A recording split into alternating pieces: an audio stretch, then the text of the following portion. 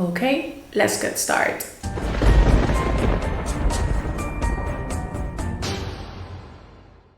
Horror freaks, welcome back to my channel. My name is Amanda. If this is your first time here, don't forget to subscribe and hit the bell icon so you can get notification every single time that I post a video, and I post every single Friday. As you can see on the title, on today's video I'm going to be giving you my full review with spoilers of The Night House. Now, this movie was supposed to be coming last year, but because of COVID it was pushed back until today, August 2021. This movie is actually made by David Bruckner. It's the same guy that did The Ritual, that it's from Netflix. Now, I'm going to be completely honest, I didn't really like that movie. So of course, when I knew that he was doing this movie, I was like, well, I'm gonna give it a try, because we shouldn't judge one director by just one project. I mean, if he can do something bad, but maybe he can do something better. Although there's people that love Ritual, but my personal opinion, I didn't like it. But well, here we are for The Night House. So of course, all my reviews are with spoilers, but if you don't want the spoilers, then on the description box down below you're going to find my spoiler-free review, because I like to give you guys the options. So giving all that disclaimer ahead, let's get into the video. The movie is protagonized by Rebecca Hall as Beth. Now, the whole movie goes around the fact that her husband suicide, and she's kind of not accepting the fact that he's suicide, which is something completely normal. Nothing wrong here, nothing out of the box. So she's having a really hard time. Now, the first thing I want to say is that this movie and the interpretation of Rebecca Hall, it's absolutely brilliant. Like, the movie can be a little bit on the basic side with ghosts and things, but I'm going to that later.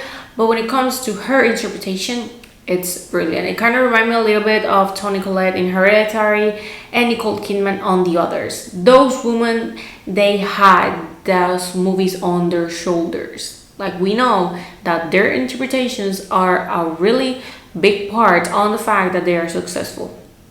I say what I say. So this movie, I really think that it was another person like doing this character, maybe it wasn't going to be as good as it is, because seriously, for me, she did such an amazing job. Now, basically, she lives on the lake house that her husband built for her, and it's a gorgeous house, let me tell you. And she's kind of having really hard times with the passing of her husband, and it's trying to investigate why, because she doesn't really get why he suicide. He actually committed suicide by on the lake. He like get on the boat and he shot himself, like not on the house or nothing, like on the boat.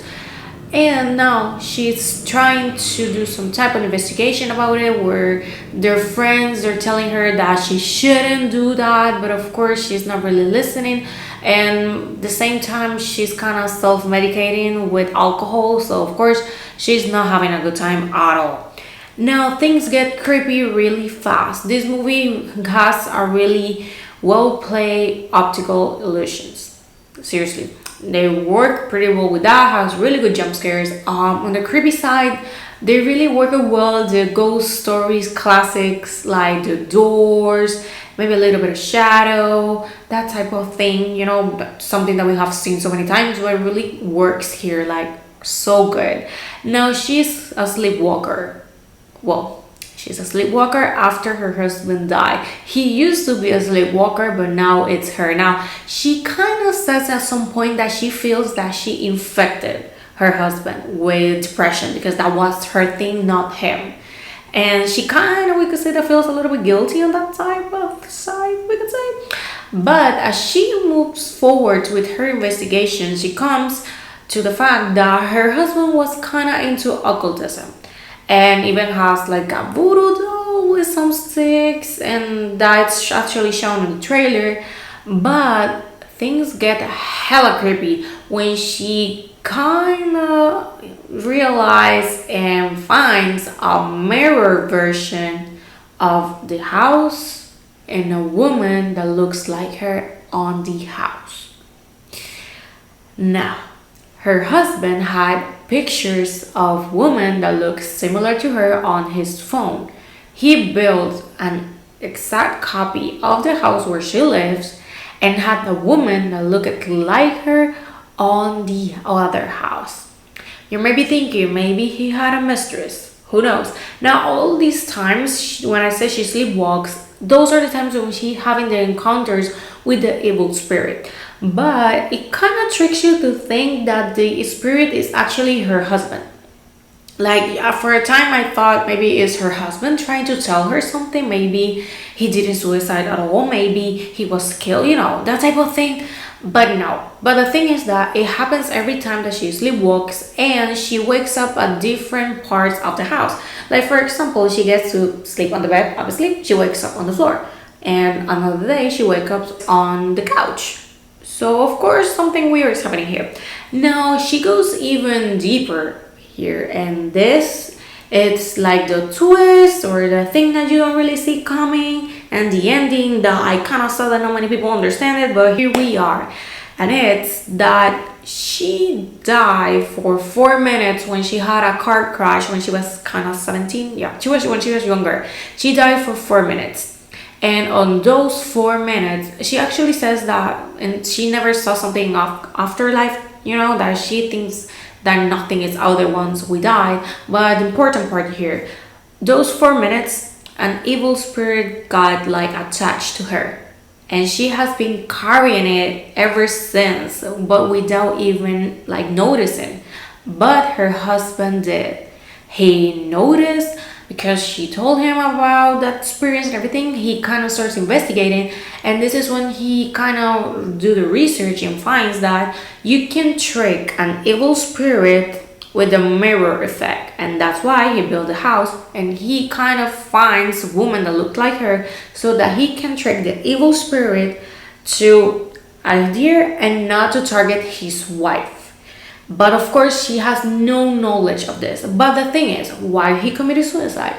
Because he needed to stop before it was too late, because the evil spirit was kind of making his things to like force the husband to kill her.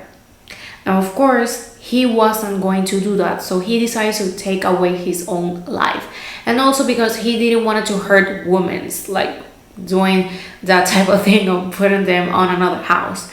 So he kind of didn't want to like do that anymore, so he decided to take his life. So basically, he was taking all the things of the evil spirit on him. That's why he was sleepwalking and all the things. And it was kind of also like the voodoo doll, like a love spell, like reverse kind of thing. So he was using the doll like to like link what the evil spirit was feeling to their. Kind of weird, but I hope that you guys can understand what I'm saying. But since her husband is no longer here, she's kind of out there without any type of protection, and of course she didn't know. So we could say that at some point she's about to take her own life, because the evil spirit is kind of pushing her into, but she's able to resist and she's able to live. But here's the thing, you're probably thinking maybe the evil spirit went away. No, not really. Kind of the ending, it doesn't say it's like explicitly, but I interpreted it on the way that the evil spirit is going to still be with her, but she's going to be aware on it so she can fight it. But probably she will never get rid of it.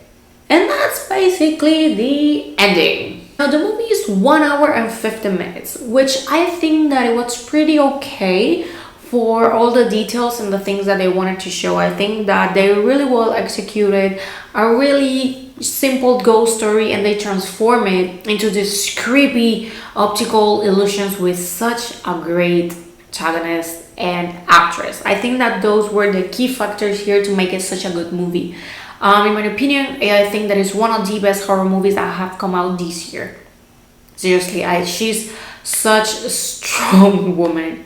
I love her character, seriously. I mean, she's a great actress, and she has just proved to the world. Once again, I mean, she's not a bad actress, but with this, it's outstanding. Now, like I said, of course, I didn't like Ritual, but of course, I liked this one. That's completely fine. You don't need to like every single director's project. I mean, that's okay. So of course, this is a must watch. Like, I encourage you to go and watch this one. Seriously, you're not going to regret it. I gave this movie a 9 out of 10 and a 4.5 out of 5. Like for me, it's brilliant. It's so good. Maybe kind of for sometimes feels a little bit off, but like sort of like not that much. But I really enjoyed it. So good, so good. Seriously. So thank you so much for watching this video. Let me know in the comments if you watch it, if you haven't, you're planning on it. I don't know if how long it's going to take to be on a streaming service if you haven't got the chance to watch it, or maybe in a movie theater. But of course, probably it's not going to be that far, since of course movies are coming to streaming services even with 2 weeks or being released. So who knows? But thank you so much for watching, and I'm going to be seeing you guys on my next video. Bye.